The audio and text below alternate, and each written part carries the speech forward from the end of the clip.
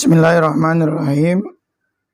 Assalamualaikum warahmatullahi wabarakatuh.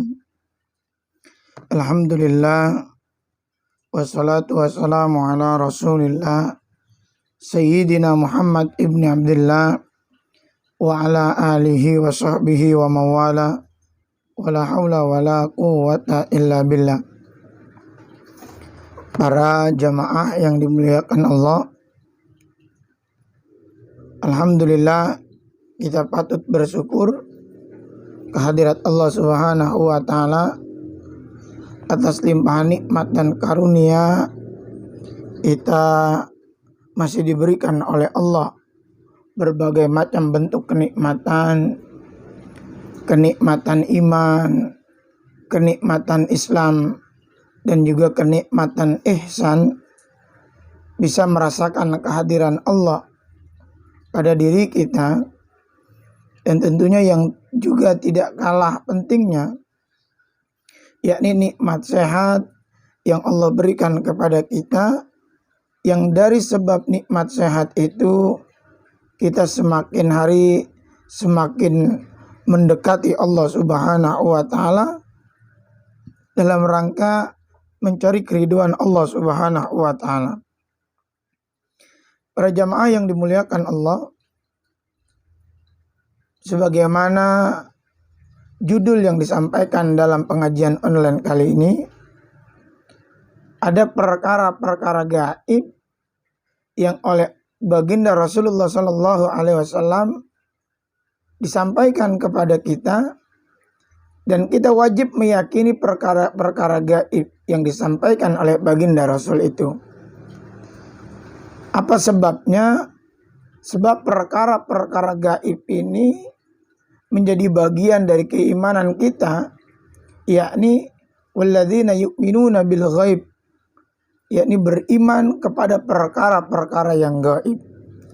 Apa saja perkara-perkara gaib itu yang disampaikan baginda Rasul kepada kita semua, dan wajib kita yakini dan kita imani perkara-perkara gaib itu. Baik, kita bacakan saja apa yang kemudian oleh baginda Rasul disampaikan perkara-perkara gaib itu. Bismillahirrahmanirrahim. Wa ta'taqida, dan bahwasanya engkau mesti meyakini, wa tusaddiqa, dan membenarkan apa yang mesti kita yakini dan apa yang mesti kita benarkan, annahu, bahwasanya sallallahu alaihi wasallam, Nabi sallallahu alaihi wasallam, shadiqun, orang yang jujur, orang yang benar. Dan oleh sebab baginda Rasul orang yang jujur, maka apa yang disampaikan baginda Rasul niscaya itu adalah wa muhiqqun, serta baginda Rasul itu membawa kebenaran. Oleh sebab jujur dan membawa kebenaran yang dimaksud itu, maka kita mesti meyakini dan membenarkan perkara-perkara gaib yang disampaikan baginda Rasul itu akan benar-benar terjadi kepada diri kita semuanya. Fi jami'i ma akhbaro bihi, tentang semua perkara-perkara yang oleh baginda Rasul disampaikan, dikabarkan kepada kita. Minal ahkami, berupa hukum-hukum, wal umuril mughayyabati, dan perkara-perkara yang gaib yang oleh baginda Rasul disampaikan kepada kita.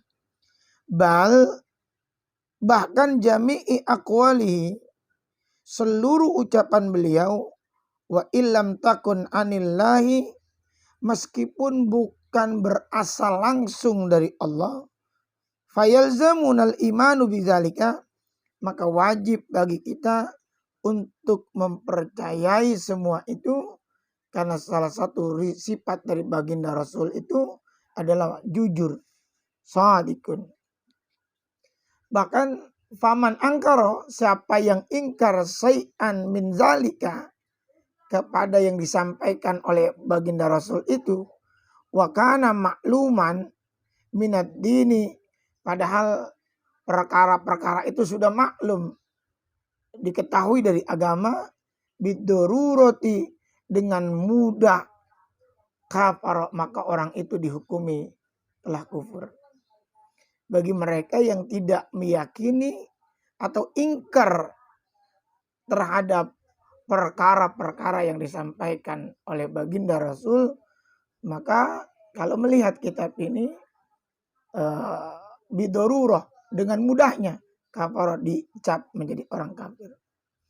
Famin zalika, dan di antara hal-hal perkara-perkara gaib, ai mimma akhbarobi, yang dikabarkan, disampaikan, diutarakan oleh baginda Rasul, di antaranya adalah azabul qabri, adalah tentang peristiwa azab kubur. Wahwa, dan azab kubur itu azabul barzakh, adalah azab yang yang terjadi pada alam barzakh atau alam kubur. Udipa ilal qabri, diidopahkan atau digandengkan kata azab itu ilal qabri li'annahul ghalibu, karena memang siksa dalam kubur itu adalah siksaan yang umum, begitu, al-ghalib, yang umum. Wa ila, dan bila fakullu mayyitin, seluruh jenazah aradallah yang dikehendaki oleh Allah, ta'zibahu, akan menerima siksaan, anallahu ma'aradahu bi, yang dikehendaki oleh Allah Subhanahu wa taala. Kubira, dikuburkan, aulam yukbar, atau tidak dikuburkan, artinya baik orang itu dikubur di dalam tanah ataupun tidak dikubur dalam tanah, semisal walau suliba, walaupun disalib, au ghuriko, atau tenggelam fi bahrin, di dalam laut, au akalat huzdawabu, atau dimakan binatang buas, au uhriko hatta sara, atau dibakar sehingga menjadi debu, menjadi abu, Ramadan, atau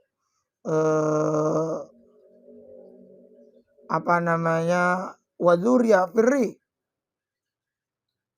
jadi dibakar kemudian diterbangkan di udara, maka azab kubur itu tetap dirasakan. Baik orang itu kemudian dikuburkan di dalam tanah, ataupun orang itu tidak dikuburkan, seperti meninggal terbakar, meninggal disalib, meninggal tenggelam di laut, atau dalam kondisi yang lain, dia tetap merasakan azabul qabri ketika dikehendaki oleh Allah mendapatkan azab kubur. Wa yakunu lil kafiri, dan siksa kubur bagi orang-orang yang kafir, wal munafiki, dan orang-orang munafik, wa usatil mukminin, dan orang-orang mukmin yang durhaka atau berdosa, wa li hadhil ummati ghairiha, dan berlaku untuk umat Nabi Muhammad, wa ghairiha, dan untuk umat yang lainnya. Jadi azab kubur itu berlaku untuk umum, siapapun, baik dia orang-orang kafir, orang-orang munafik, atau orang-orang mukmin yang durhaka, yang berdosa. Walihadzihil ummah, atau umat ini, atau maksudnya adalah umat Nabi Muhammad, wa ghairiha, dan selain daripada umat Nabi Muhammad atau umat-umat sebelumnya. Wa dalilu wuku'ihi, dan dalil terjadinya azab kubur itu sebagaimana yang difirmankan qauluhu ta'ala oleh Allah Subhanahu wa taala dalam surah Al-Mu'min. A'udzubillahi minasyaitonir rajim. An-naru yu'raduna 'alaiha ghuduwan wa asyian.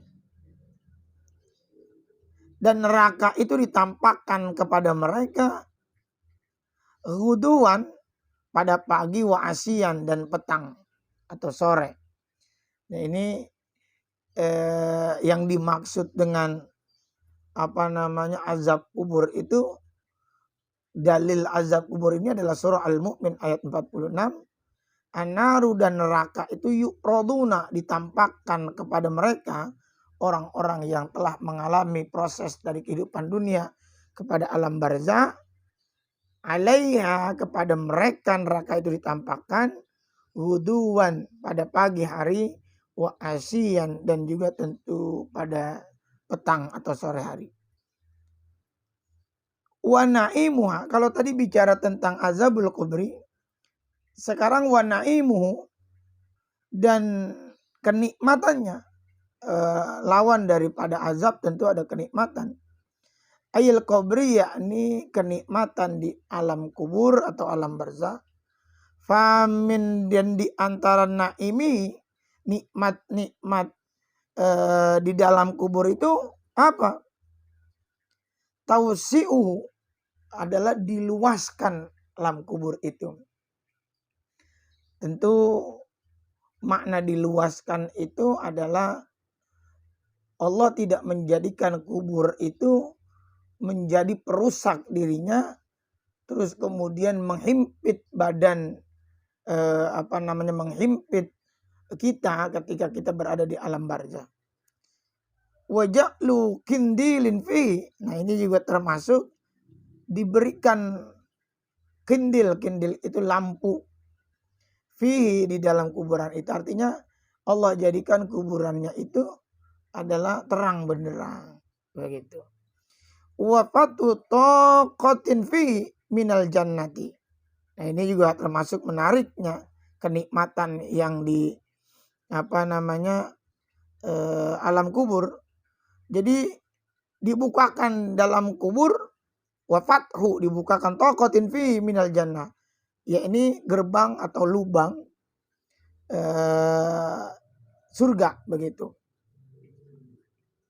Wamtila'uhu birraihan, nah ini selain dibukakan pintu gerbang surga, diperlihatkan barangkali begitu, diperlihatkan kehidupan yang akan dialami oleh orang tersebut ketika masuk surga. Gampangnya gini, kita ini lagi hidup, dikabarkan akan mendapatkan, katakanlah akan dikasih hadiah motor. Motornya belum ada di kita, tapi kalau udah dikabarkan kita akan mendapatkan motor, maka tentunya telah terjadi peristiwa psikologi bahwa kita akan gembira karena diberikan hadiah. Ini walaupun memang wallahu a'lam, tetapi gambarannya begitu. Kita mau dikasih proyek besar yang kira-kira menguntungkan buat kita. Nah, ketika kita dikasih proyek dan proyeknya belum kita jalanin, tapi ketika kita dikabarkan akan mendapatkan proyek yang besar yang kita akan bayangkan keuntungan itu luar biasa, maka tentunya kebahagiaan itu sudah mengalir dalam diri kita. Nah, ketika ditampakkan bagaimana pintu gerbang surga, kenikmatan-kenikmatan surga, tentu akan berbeda.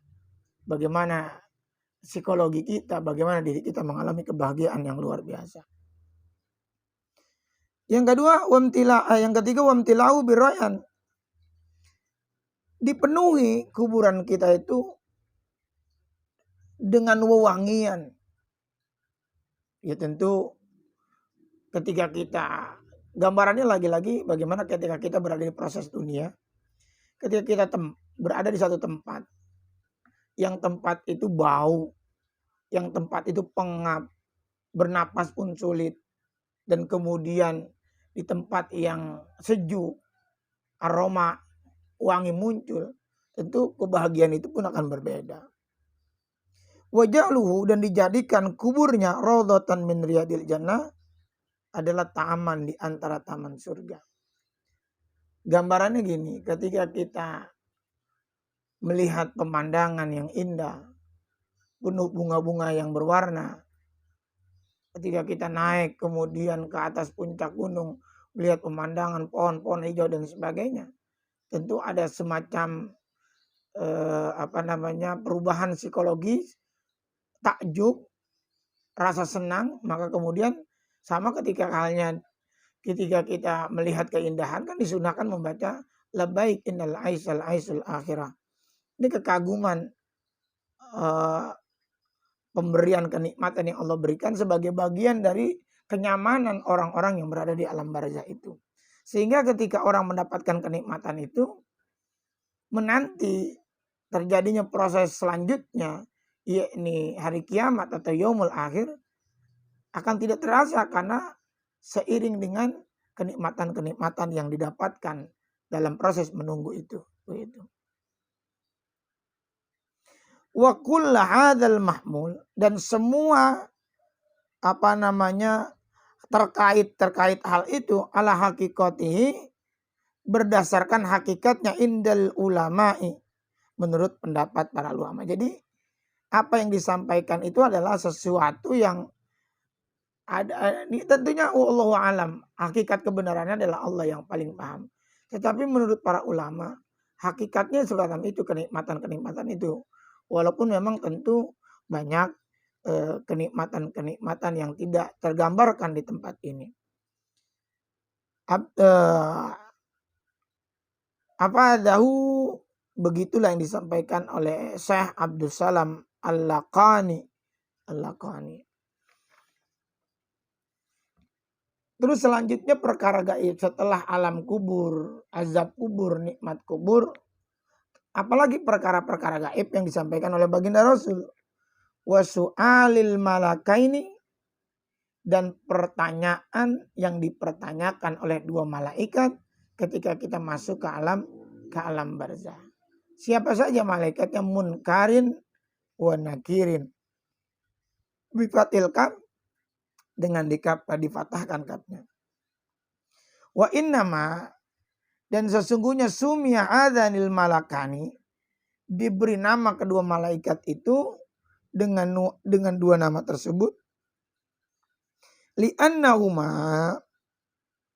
karena bahwasanya kedua malaikat itu ya'tiyanil mayyita, nanti kelak akan mendatangi jenazah bisuratin munkarah, dengan perwujudan penampakan munkarah, menakutkan. Makanya kenapa malaikat ini disebut malaikat munkar wa nakir, dua asal kata yang sama, yaitu menakutkan. Kenapa nama malaikat ini disebut malaikat munkar wa nakir? Karena nanti dua malaikat ini datang kepada orang-orang di alam barzah dengan keadaan bimunkaratin, yang menakutkan begitu. Fa inna sifatahuma, karena sesungguhnya sifat dari atau ciri-ciri dari kedua malaikat ini, annahuma, bahwasanya keduanya aswadani, warnanya hitam. Azraqan itu kebiru-biruan. Jadi ayunuhuma, matanya biru, bentuk tubuhnya hitam, kakudurin nuhasi, seperti ukuran nuhasi, kuali tembaga, modelnya begitulah. Wa fi riwayatin kalbarqi, dalam satu keterangan riwayat, sorot matanya kalbarqi, seperti kilat begitu. Wa aswatuhuma karrodi, suaranya itu seperti petir. Idza takallama, apabila malaikat itu bertanya kepada ahli kubur, yakhruju min afwahima kannari, maka keluar sesuatu dari mulutnya seperti api begitu. Itu satu keterangan mengatakan begitu betapa mengerikannya malaikat munkar nakir menghadapi kita. Biadi kulli wahidin, dan di salah satu tangannya, min huma, daripada kedua tangannya, mitrakun min hadidin, palu yang terbuat dari besi. Yang palunya tentu ini palu besar. Kalau orang-orang kita tuh sebutnya palu godam gitu. Lauduri babihil jibalu ladzabat, kalau itu palu dipukulin ke gunung, ladzabat, maka gunung itu pun meleleh atau hancur begitu. Wa fi riwayatin, dalam satu riwayat yang lain, biyadi ahadi ima, daripada salah satu di antara kedua tangannya, mirzabatun, ada tongkat dari besi, lawijtama'a alaiya, seandainya dikumpulkan ahlul Mina, para penduduk Mina, ma'aqalluha, untuk ngangkat itu besi, tongkat dari besi itu, maka nggak akan sanggup mengangkat tongkat itu. Ini riwayat lain, ada riwayat yang mengatakan malaikat itu memegang palu besi yang besar, yang kalau itu ada di alam dunia tidak usah diketok, ditempelkan saja ke gunung, maka gunung itu meleleh. Tapi dalam satu riwayat lain dikatakan bahwa bukannya palu, tetapi tombak yang begitu luar biasa beratnya. Kalau seluruh penduduk yang segitu banyaknya kemudian barang-barang untuk ngangkat atau ngegotong itu tongkat, nggak bakal sanggup. Wa umma, dan kedua malaikat itu Mungkar Nakir itu, lil mukminin, bagi orang beriman, ta'i'i wa ghairi ala sahihi, maka ditugaskan kedua malaikat itu bagi orang-orang yang beriman, ta'i, yang taat, wa ghairi, dan orang lainnya, ala sahih, atas pendapat yang sahih.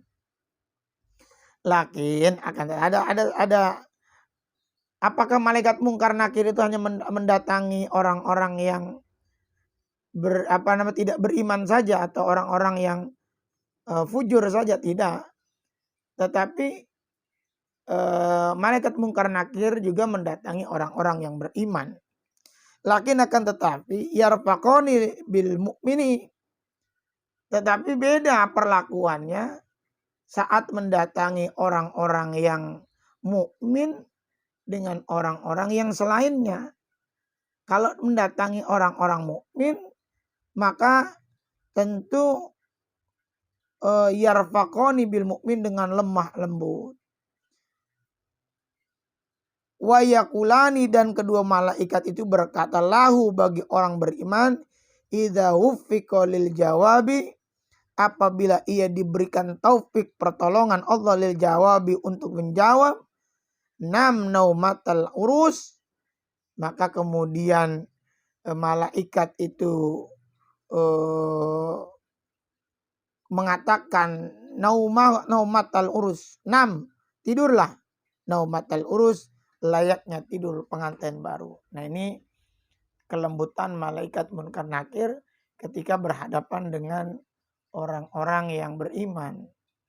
Ketika malaikat bertanya kepada orang-orang beriman, pertanyaan-pertanyaan, dalam satu keterangan begini, saat malaikat itu datang kepada orang-orang yang masuk ke alam barzah, maka dalam satu keterangan dalam kitab hadis dijelaskan, ada satu hadis saat malaikat datang kemudian mendatangi ahli kubur, malaikat Mungkar Nakir itu tidak hanya berdua, tetapi ada satu makhluk lagi, katakanlah begitu. Malaikat Mungkar Nakir kemudian bertanya, apakah kamu mengenal orang ini? Begitu. Kalau si ahli kubur kemudian menjawab tidak mengenal, baru kemudian ditanyakan man rabbuka dan seterusnya. Kalau tidak bisa menjawab, maka geramlah malaikat Mungkar Nakir dengan perwujudan mungkar yang menakutkan. Tetapi ketika datang ke ahlul iman, ada orang-orang mukmin, terus kemudian ditanya, apakah kamu mengenal orang ini? Maka orang-orang mukmin kemudian menjawab, ya, aku mengenal, dia adalah Nabi Muhammad SAW. Maka malaikat Mungkar Nakir tidak lagi bertanya man rabbuka dan sebagainya, tidak lagi bertanya itu.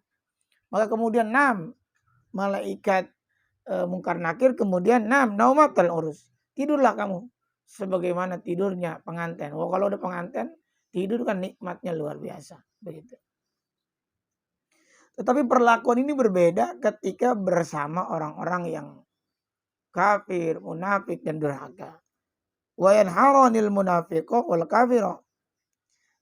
Wa yanharoni, menghardik malaikat itu al munafiqo wal kafir, kepada orang-orang munafik dan orang-orang kafir. Wakilah dikatakan al mu'minu, orang-orang yang beriman, lahu mubashirun wa basirun.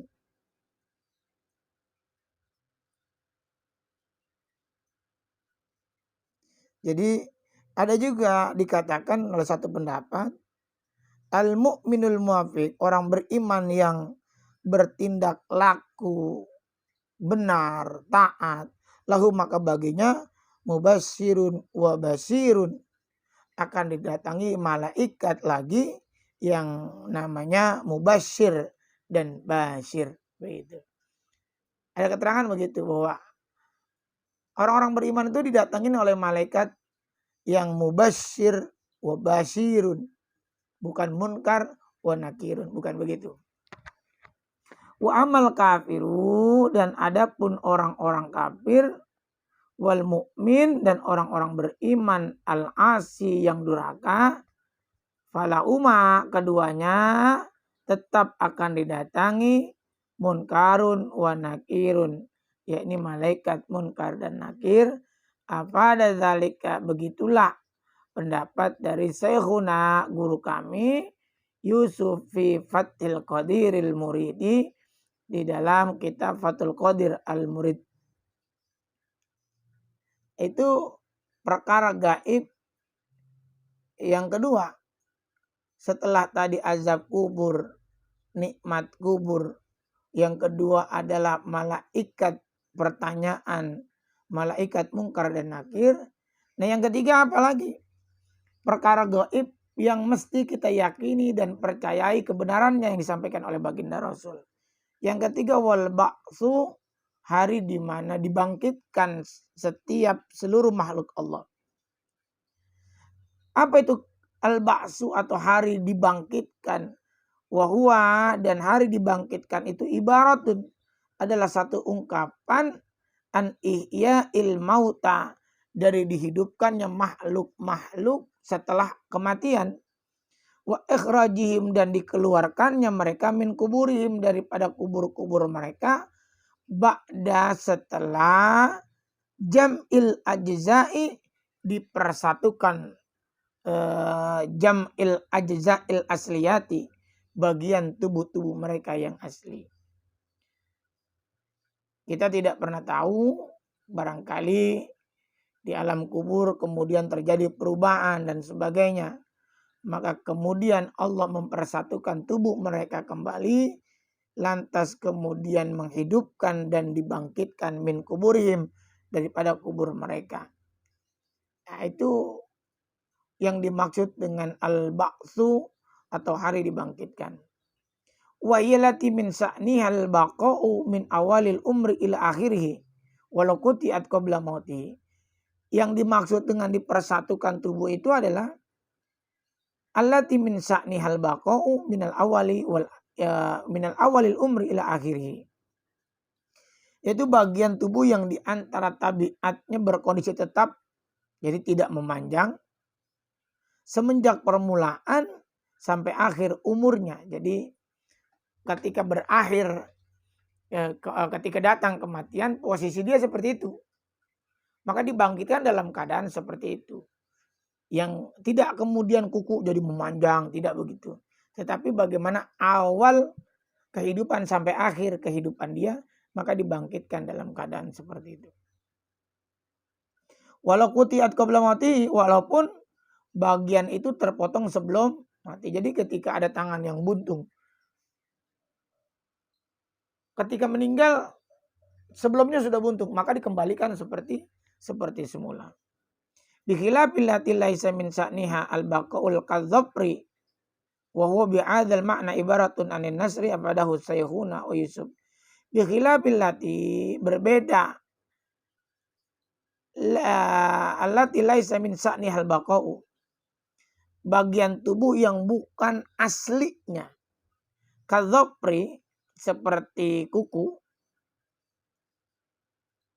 Jadi kalau kuku kan memanjang terus, nanti tidak dibangkitkan dalam keadaan kuku memanjang.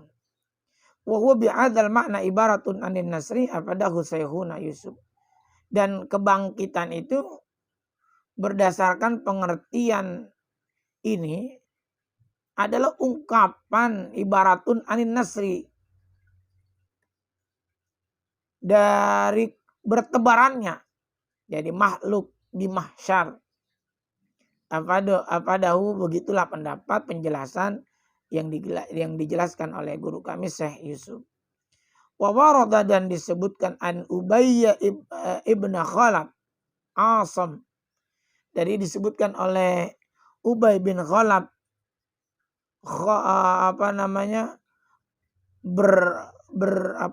berdiskusi atau berargumentasi dengan Nabi SAW fi ingkaril ba'si, dalam mengingkari kebangkitan. Wa tau bi azbin balin yufattituhu biyadi, dan ia mendatangi Nabi dengan membawa tulang yang udah lama yang diremukkan dengan tangannya, begitu. Kalimatnya begitu tuh. Wa tau bi azmi balin yufattituhu biyadi. Dia yang mendatangi Nabi bawa tulang yang udah lama kemudian diremukkan di tangan dia. Wa qala atarallahu yu'ada ba'da ma baliya. Kemudian dia berkata, atarallahu yu'ada ba'da ma baliya. Bagaimana pendapatmu, apakah Allah akan menghidupkan tulang ini yang hancur? Maka faqala, menjawab, atau Nabi SAW menjawab, "Na'am, betul. Wa yab'atsuka, nanti Allah akan membangkitkan, wa yadkhulukan nara, dan memasukkanmu ke dalam neraka." Fanadzala, maka turunlah ayat inilah menjadi asbabun nuzul dari surah Yasin ayat 77, yakni awalam yarol insanu anna khalaqnahu min nutfah.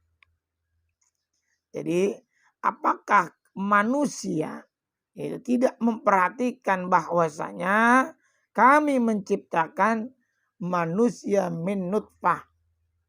Apa itu nutfah? Aima'in qadharin khasis. Jadi air yang rendah, yang menjijikan dan rendah. Jadi nutfah, begitu. Fa idza huwa khasimun, maka tiba-tibalah ia menjadi penantang. Ini yang nyata. Huwa fa idza huwa khasimun mubin. Jadi gitu. Awalam yarul insanu anna khalaqnahu min nutfatin fa idza huwa khasimun mubin. Jadi cerita tentang Ubay bin Khalaf yang kemudian tidak percaya kepada Nabi, ingkar terhadap apa yang disampaikan Nabi tentang hari dibangkitkan. Kemudian dia berdebat dengan Nabi sambil membawa tulang yang lama, tulang yang sudah rapuh, kemudian dihancurkan di tangannya. Kemudian dia berkata, menantang Nabi, apakah Allah akan membangkitkan tulang yang sudah hancur ini? Maka Nabi menjawab, iya, Allah akan membangkitkan dan kelak akan memasukkan kamu ke dalam neraka. Begitu. Ini luar biasa. Orang ini menantang, mengingkari apa yang disampaikan Nabi. Maka turunlah ayat dari surah Yasin ayat 77. Awalam yarol insanu anna khalaqnahu min nutfatin fa idza huwa khasimun mubin. Apakah kamu manusia tidak memperhatikan bagaimana kami menciptakan kalian min nutfah, dari air mani, air yang menjijikkan, kemudian fa idza huwa khasimun mubin, malah kemudian kamu menjadi penentang bagi kami yang nyata. Ayu jadilu bil batil, yakni berdebat dengan cara yang batil.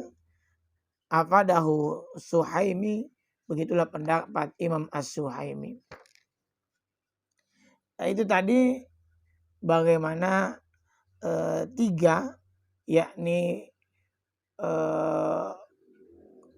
perkara-perkara gaib yang disampaikan oleh Nabi tentang pertama azab kubur, nikmat kubur, dan yang kedua pertanyaan munkar dan nakir, yang ketiga apa itu hari dibangkitkan.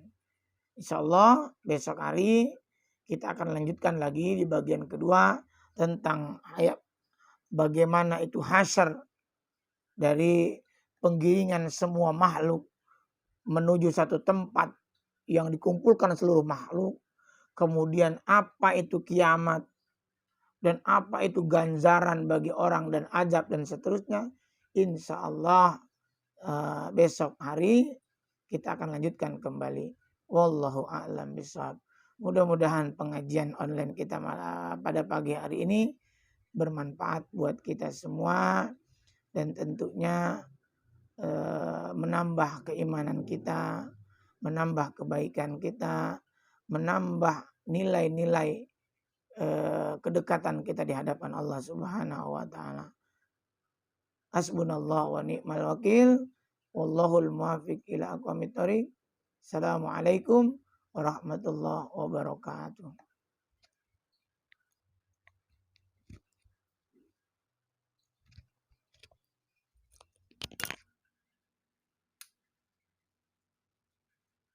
لا خير في كثير من نجواهم إلا من أمر بصدقة أو معروف أو إصلاح